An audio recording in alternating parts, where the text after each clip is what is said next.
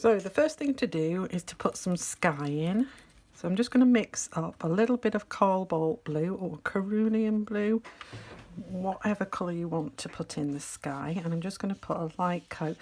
I'm working wet on dry here. Because the paper is so small, I'm not worrying too much about the watercolour drying out. If I was working on a larger surface, I might work wet in wet. Round brush and thin coat of blue watercolour. So if you wanted to do a ultramarine sky, you could do that if you wanted. I've stuck down my paper with masking tape.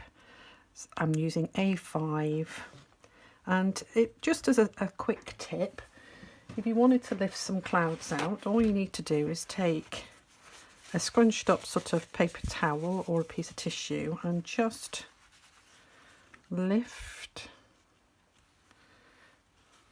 press it down and lift off a small amount of cloud with your paper towel. The other thing you can do is just lift off using water.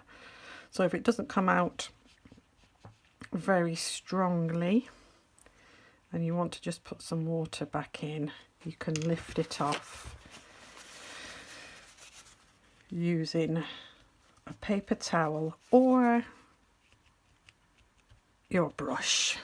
Okay, it's quite nice also to put a little shadow underneath, and I've got a bit of old purple here, and what you can do is just quickly, before it dries off, just put in a little shadow. I just want a delicate cloud here. I don't want anything too dominant, but I do need a shadow on the underside of those clouds, like that. Okay, nice and easy, nice and soft. Okay, there we go. Now, while we're waiting for this to dry, I'm going to put some, because I don't want to put any colour there just in case it runs in. I could dry it off with a hairdryer, that's what you could do if you wanted to. But I'm just going to put in some texture along this bank of the lake. It's like a shingle, pebbly bank. So again, I'm going to take that purple and I'm just going to put a little flash of purple along that section there, just lightly. You don't want it to be too dark. In places you want to just put in some extra pigment, so you can use dots of purple just to create some texture. Just while it's wet, just dot in. This seems really light, and it is really light. You don't want it to be too dark because you don't want it to come forward into the foreground. If you make this too dark, it will come forward and feel like it's in the foreground when it's supposed to be in the distance. Okay, so while it's still wet, or you can do it while it's dry if it's drying out on you and you're worried, just put in a few dots here and there, and that will be the texture of the pebbles on that shingle area on the edge of the lake. And you can take some other colours, maybe a brown or a dark grey or something like that, and pop some of that in as well.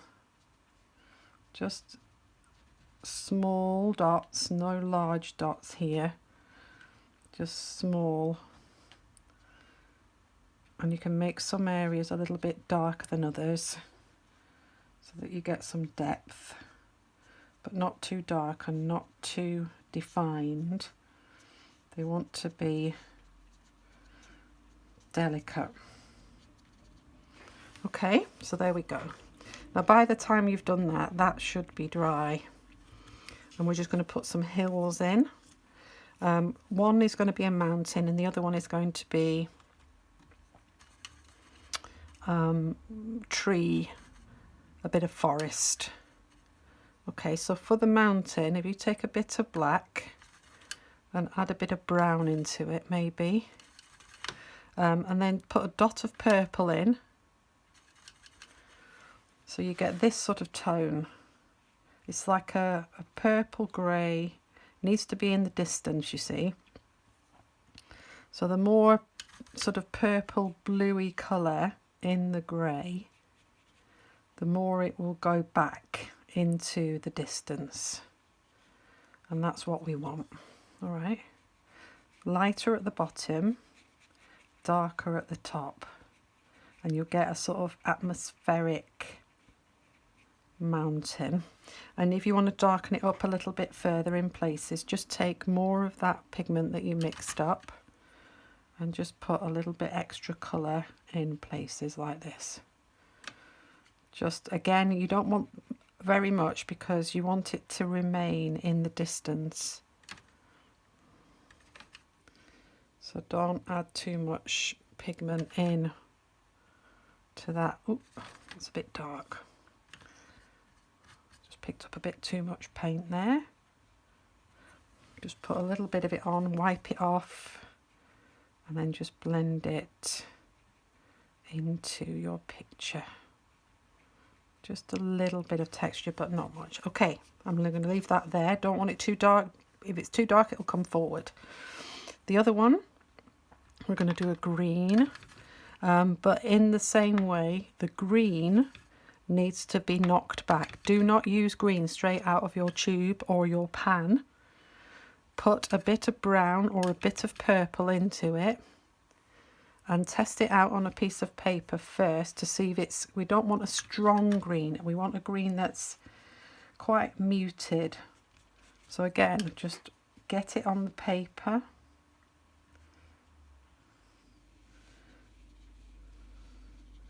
And again, we want it to be paler at the bottom, so put your pigment at the top and then wash your brush off and drag it, let it sort of bleed downwards into that watery area down the bottom.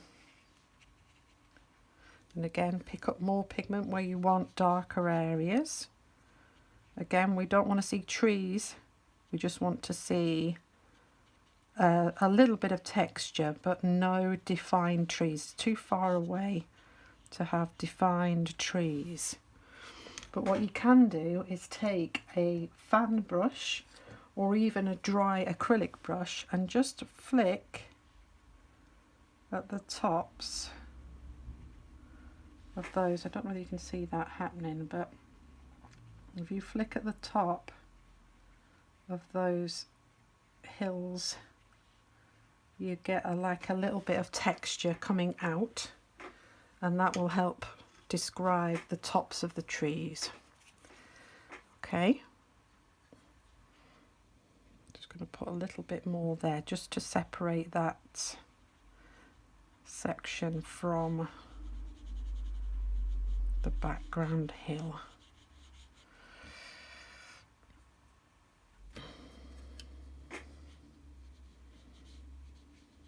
Okay, that'll do. Just a little bit of... Okay, you can add detail to that later if you want to, if you feel like you need more interest in that area.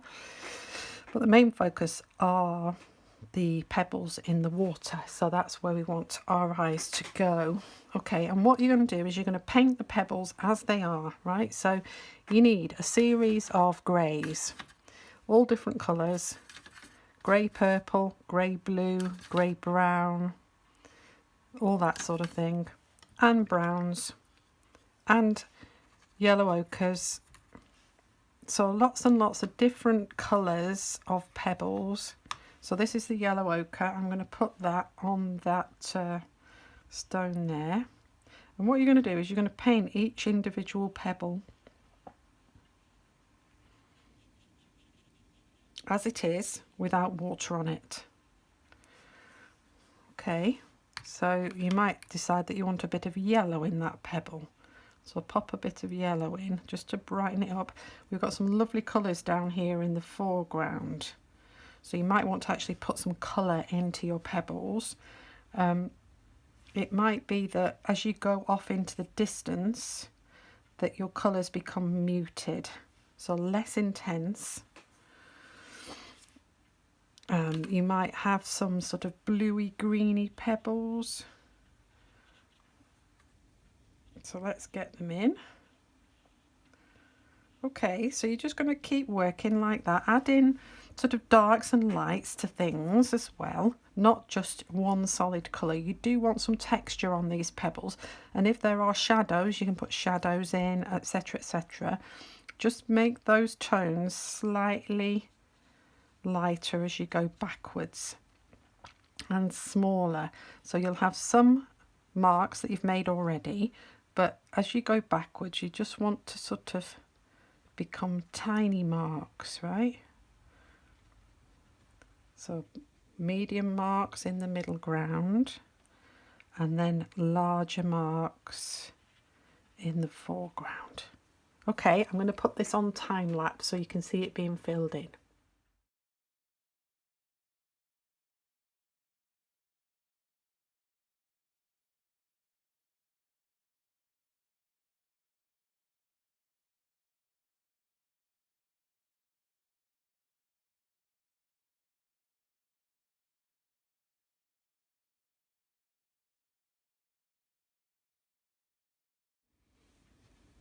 Okay, so as you can see, I've built it up. I've made larger stones in the foreground, more colour, more shadow, more shading in the foreground, moving off to lighter tones as they go off into the distance. Same tones but just lighter, so that means you just add more water to your watercolour. So the next thing to do is to let this dry completely, and then we're going to put a glaze over the top of blue. But first of all, what we need to do before we do that, this is dry, or more or less dry, yeah, is to put a like down. So the reflection is going to be partially from the sandbank, pebbly bank here, and also from the mountains. So we need to mix up paler versions of what we've used there. So I'm going to take a bit of purple and add some water to it, and I'm just going to put a very pale wash over, gently over the top section of water there. Okay, then I'm going to take a pale version of the green that we used, and if you remember, we added green and a little bit of black into it, or a bit of brown into it, just to knock it back a bit so it's not so strong. And this time you want to make it pale, and we're going to try and copy the shape of the mountain. So that's a bit dark. I'm just going to add a little bit more water, and we're going to run it along there, and then we're going to come up. So you're working opposite to what's up there, up, and then in a diagonal to about there, and then you want to go down and then up again, and then just, but you must not, do not rub hard, because that will affect the pebbles that you've got there, okay, underneath. And then we need a grey for the other mountain, so I'm just going to use a little bit of black, and we hardly see this one, so just a little bit of black there, and just gently there, okay, and then let that dry completely. Okay, so this is where the magic happens. So we're all ready, everything's finished. We're ready to put a glaze of water over this lake or river or whatever you want it to be. You need a big mop brush or a Chinese brush like I've got here, lots of hairs on it, and you need a very watery blue. So that could be a cerulean blue or a cobalt blue, which is what we used in the sky, if you remember. And we're going to use that technique of glazing over the top. So the most important part of this is light touch, really light touch. Don't rub, try and do this as quickly as possible, and this is why we use such a big brush. So if you've got a bigger brush than this available to you, then use it. Okay, so ready. So we're going to put lots of water on our brush and in our paint, and we're going to start down the bottom because we want the bottom bit to be darker than the top. Okay, so we're just going to wash, wash, wash. Keep picking up more paint if you need to, and we're going to wash up to there. Now we're going to leave it to dry, and then if you want more paint on, then you add another layer. Do not add more paint to this. Do not rub. You can see it's bleeding a little bit here, and that's probably because that bit of black was not dry. That was the last sort of stuff that I put on, so that's bleeding a little bit. You will get a little bit of bleeding anyway because you're applying water to paint. So watercolour is, you know, it's not permanent, so it will bleed a little, but it is essential that you don't touch this anymore until it's completely dry again. So if you've got a hairdryer, then dry it off. Make sure it's thoroughly dry. Okay, I will do that now, and then we'll add another coat. Okay, so this is now dry. The paper is still warm. Ideally, you wait for the paper to cool down, but I'm going to just work on it now. I've got another mix of cerulean blue again, and I'm going to apply it from the bottom again. Light touch, don't over rub it. Light touch all the way to the distance. Okay, there we go. Leave it, let it dry. Okay, now I still got my cerulean blue here, very liquidy, and then I've mixed a bit of cerulean blue with a bit of green. I'm going to use a smaller brush this time, and I'm going to do some more defined areas. So in here, and just put in some lines coming across from either side, just like this. And you can even do some, and the lines should decrease in size and thickness as they go backwards. Okay, just slight suggestion of a line coming in. You can even do some what they call sort of open Z or S shapes in the water. Okay, same with the green. Just little marks going backwards. Tiny, get smaller as they go off into the distance. If you need to use a thinner brush, then use a thinner brush. Okay, I'm going to use a little bit of ultramarine blue, and I'm going to bring that in the foreground just to give it a little bit more depth in this foreground area here. So we've got a slight movement on the water. Maybe put a nice thick one down the foreground here. Okay, so the other thing I'm going to do is I'm just going to apply a little bit of the blue, the dark blue, the ultramarine blue, to the edge of this area here where the pebbles touch the bank. Water touches the bank. I'm just going to drag down some little bits of shadow just into that water there. Okay, and then I'm going to actually add a little bit more colour to that distant pebbly bank because it's a bit pale.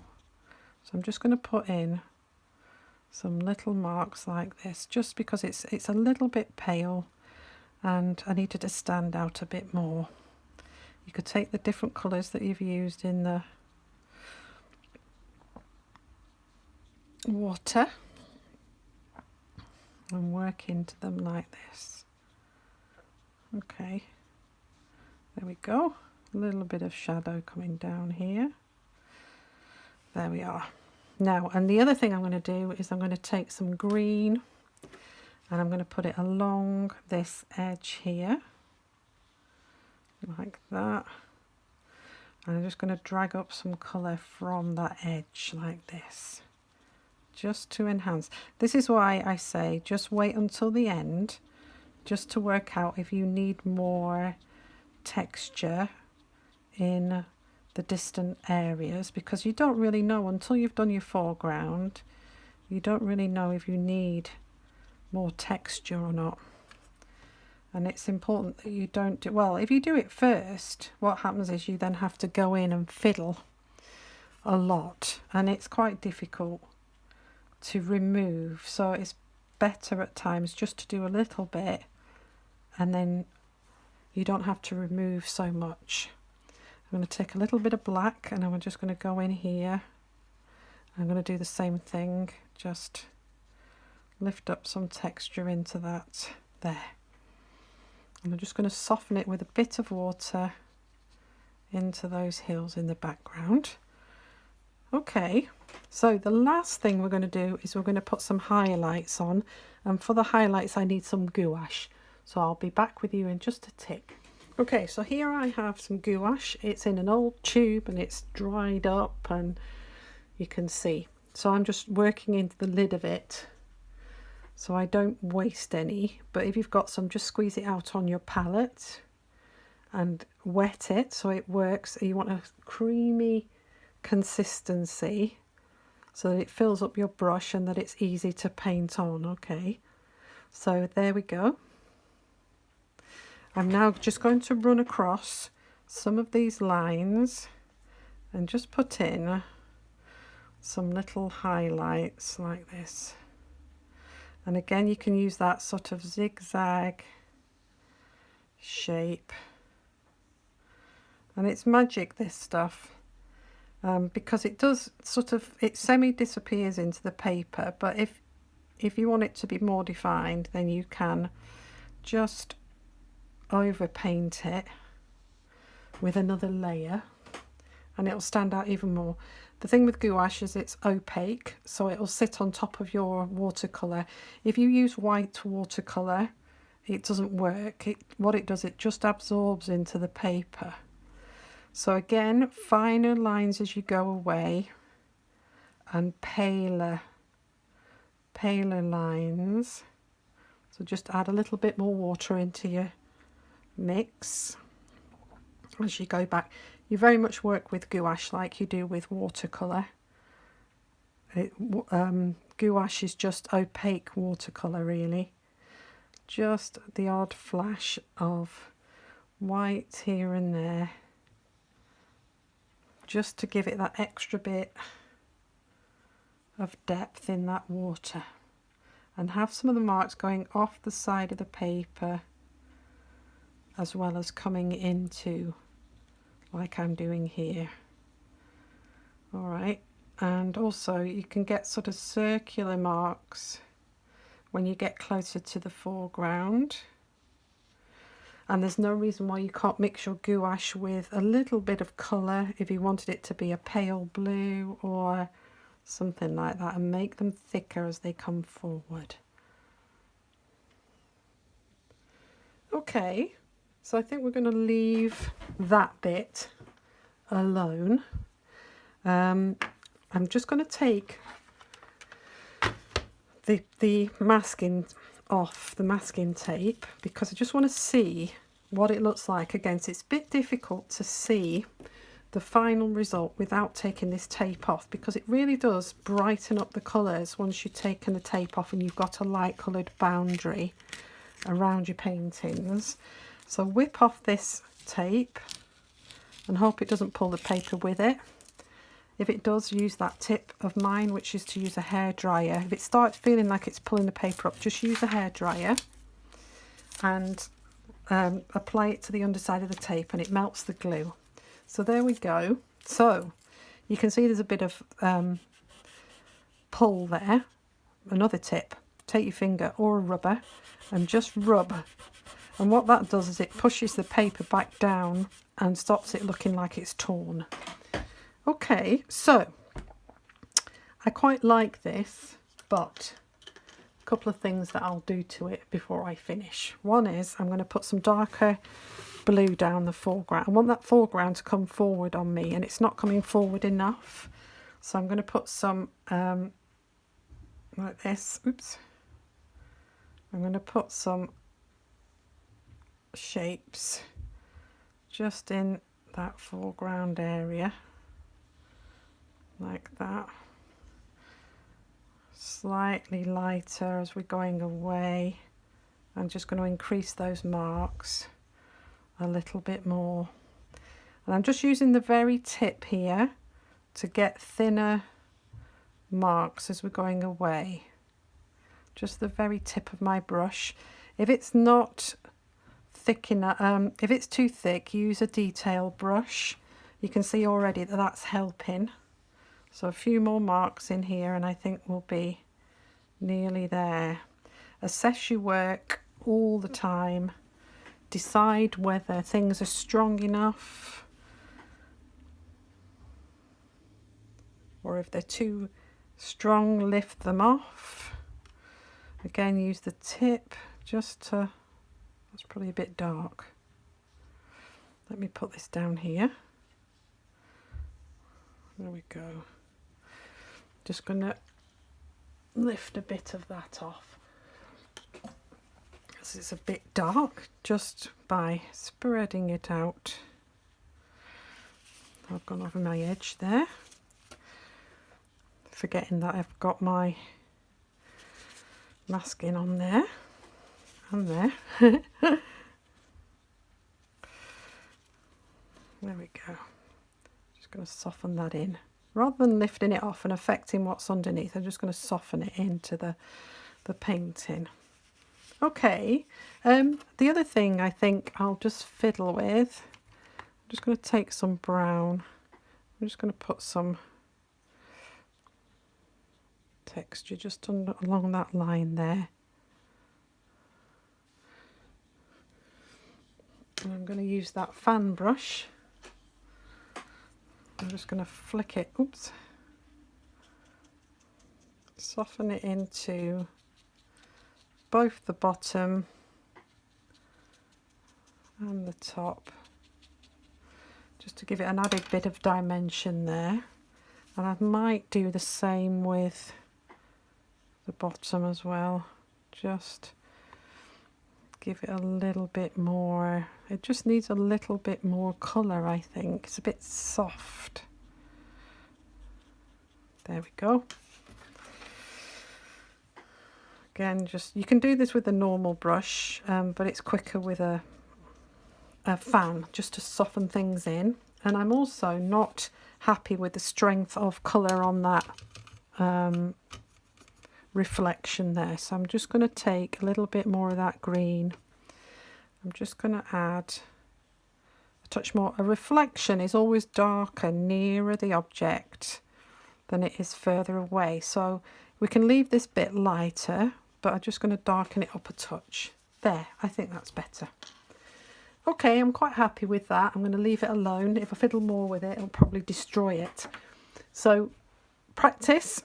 Try the little pieces first and then have a go at this. If you want to make things more interesting, you can put some more trees or sky or whatever. Maybe some houses in the distance, birds in the sky, blah, blah, blah. But this was really just an exercise onto how to paint a shallow river or lake with lots of stones in it. And I hope you enjoy it. And I will see you next time. Enjoy. Bye for now.